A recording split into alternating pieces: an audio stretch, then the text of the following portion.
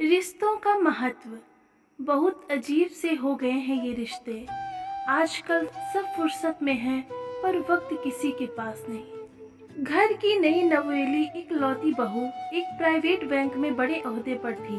उसकी सास तकरीबन 1 साल पहले ही गुजर चुकी थी। घर में बुजुर्ग ससुर और उसके पति के अलावा और कोई नहीं था। पति का अपना कारोबार था। पिछले कुछ दिनों से बहू के साथ एक अजीब बात होती। बहू जब जल्दी जल्दी घर का काम निपटा कर ऑफिस के लिए निकलती, ठीक उसी वक्त ससुर उसे आवाज देते और कहते, बहू मेरा चश्मा साफ कर मुझे देती जा। लगातार ऑफिस के लिए निकलते समय बहू के साथ यही होता। काम के दबाव और देर होने के कारण कभी कभी बहू मन ही मन झल्ला जाती, लेकिन फिर भी अपने ससुर को कुछ बोल नहीं पाती। जब बहू अपने ससुर के इस आदत से पूरी तरह ऊब गई तो उसने पूरे माजरे को अपने पति के साथ साझा किया। पति को भी अपने पिता के इस व्यवहार पर बड़ा ताज्जुब हुआ, लेकिन उसने अपने पिता से कुछ नहीं कहा। पति ने अपनी पत्नी को सलाह दी कि तुम सुबह उठने के साथ ही पिताजी का चश्मा साफ करके उनके कमरे में रख दिया करो, फिर से ये झमेला समाप्त हो जाएगा। अगले दिन बहू ने ऐसा ही किया और अपने ससुर के चश्मे को सुबह ही अच्छी तरह साफ करके उनके कमरे में रख आई। लेकिन फिर भी उस दिन वही घटना पुनः हुई और ऑफिस के लिए निकलने से ठीक पहले ससुर ने अपनी बहू को बुलाकर उसे चश्मा साफ करने के लिए कहा। बहू गुस्से में लाल हो गई, लेकिन उसके पास कोई और चारा नहीं था। बहू के लाख उपायों के बावजूद ससुर ने उसे सुबह ऑफिस जाते समय आवाज देना नहीं छोड़ा। धीरे धीरे समय बीतता गया और ऐसे ही कुछ वर्ष निकल गए। अब बहू पहले से कुछ बदल चुकी थी। धीरे धीरे उसने अपने ससुर की बातों को नजरअंदाज करना शुरू कर दिया और फिर ऐसा भी वक्त चला आया जब बहू अपने ससुर को बिल्कुल अनसुना करने लगी।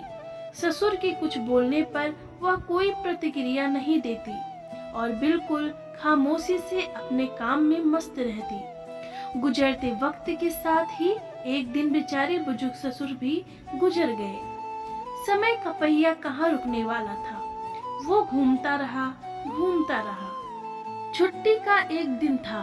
अचानक बहू के मन में घर की साफ सफाई का ख्याल आया। वो अपने घर की साफ सफाई में जुट गई। तभी सफाई के दौरान मृत ससुर की डायरी उसके हाथ लग गई। बहू ने जब अपने ससुर की डायरी को पलटना शुरू किया तो उसके एक पन्ने पर लिखा था, आज के इस भागदौड़ और बेहद तनाव व संघर्ष भरी जिंदगी में घर से निकलते समय बच्चे अक्सर बड़ों का आशीर्वाद लेना भूल जाते हैं, जबकि बुजुर्गों का यही आशीर्वाद मुश्किल समय में उनके लिए ढाल का काम करता है। बस इसीलिए जब तुम चश्मा साफ कर मुझे देने के लिए झुकती थी तो मैं मन ही मन अपना हाथ तुम्हारे सिर पर रख देता था, क्योंकि मरने से पहले तुम्हारी सास ने मुझे कहा था कि बहू को अपनी बेटी की तरह प्यार से रखना और उसे ये कभी मत महसूस होने देना कि वो अपने ससुराल में है और हम उसके माँ बाप नहीं हैं। उसकी छोटी मोटी गलतियों को उसकी नादानी समझकर माफ कर देना। वैसे मेरा आशीष सदा तुम्हारे साथ है बेटा। डायरी पढ़कर बहू फूट फूट कर रोने लगी। आज उसके ससुर को गुजरे ठीक 2 साल से ज्यादा समय बीत चुके हैं, लेकिन फिर भी वो रोज घर से बाहर निकलते समय अपने ससुर का चश्मा साफ कर उनके टेबल पर रख दिया करती है, उनके अनदेखे हाथ से मिले आशीष की लालसा में। दोस्तों, जीवन में हम रिश्तों का महत्व महसूस नहीं करते हैं, चाहे वो किसी से भी हो, कैसे भी हो, और जब तक महसूस करते हैं तब तक वह हमसे बहुत दूर जा चुके होते हैं। रिश्तों के महत्व को समझें और उनको सहेज कर रखें। तो फ्रेंड्स, एक छोटी सी लाइन के साथ ये कहानी यहीं पर समाप्त करते हैं। करीब रहो तो इतना कि रिश्तों में प्यार रहे, दूर भी रहो इतना कि आने का इंतजार रहे। रखो उम्मीद रिश्तों के दरमियान इतनी कि टूट जाए उम्मीद पर रिश्ते बरकरार रहे। धन्यवाद। तो फ्रेंड्स, आपको हमारी यह कहानी कैसी लगी कमेंट बॉक्स में अपनी राय जरूर दें।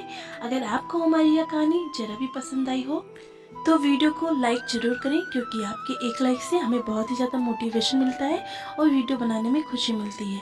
तो फ्रेंड्स, अगर आप मेरे चैनल पर पहली बार विजिट कर रहे हैं तो मेरे चैनल को सब्सक्राइब जरूर कर लें। मिलते हैं ऐसे ही नेक्स्ट वीडियो में, तब तक के लिए आपका दिन शुभ हो। Thanks for watching.